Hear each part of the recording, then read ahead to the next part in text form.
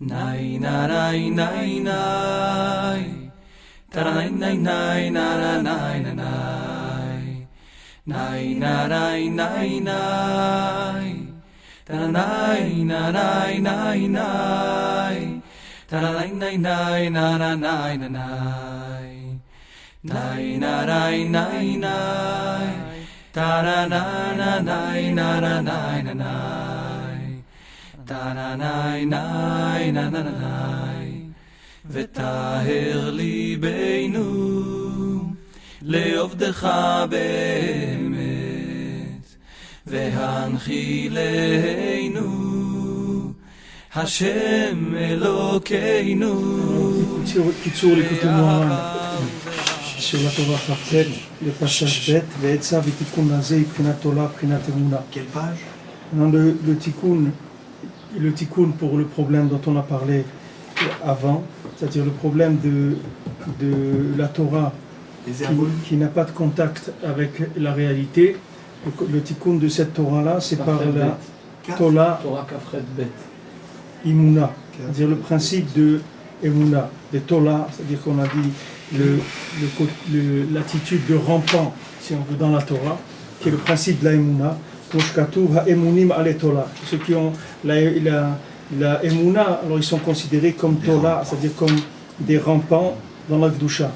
Vous prinat Avram, vous prinat Chesed, prinat Emuna, et ça c'est le principe d'Avram Avinu, que c'est le principe du Chesed et de la Emuna, comme c'est écrit Ve'achazdi lo afir meimo velo eshaker be'emunati, comme c'est écrit dans Tehilim, ma bonté je ne détournerai pas de lui et je ne mentirai pas dans ma confiance.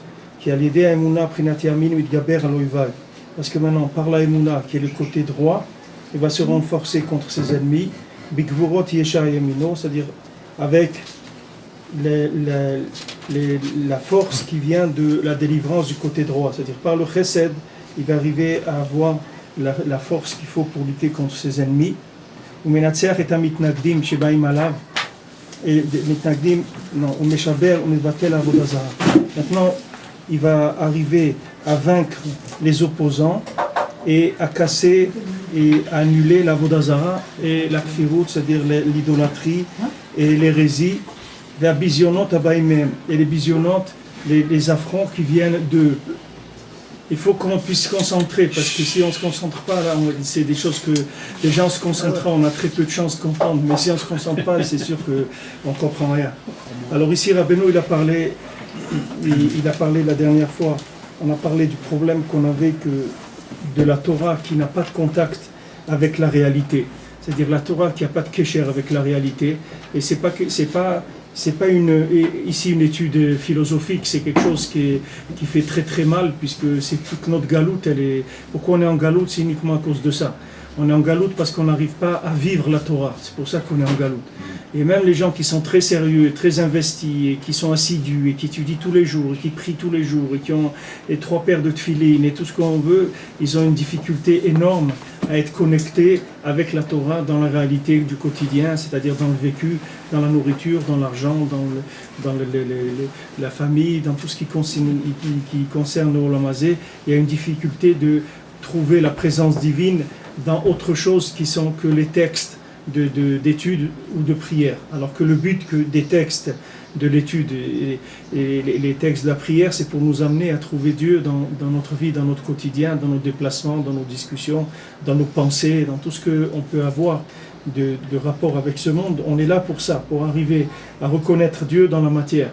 Et si quelqu'un est venu dans le monde et il n'a pas eu de contact avec Dieu à travers une réalité matérielle, c'est-à-dire de Olam Hazé, ça ne s'appelle pas qu'il a fait quelque chose dans ce monde. Ça ne s'appelle pas qu'il a fait quelque chose.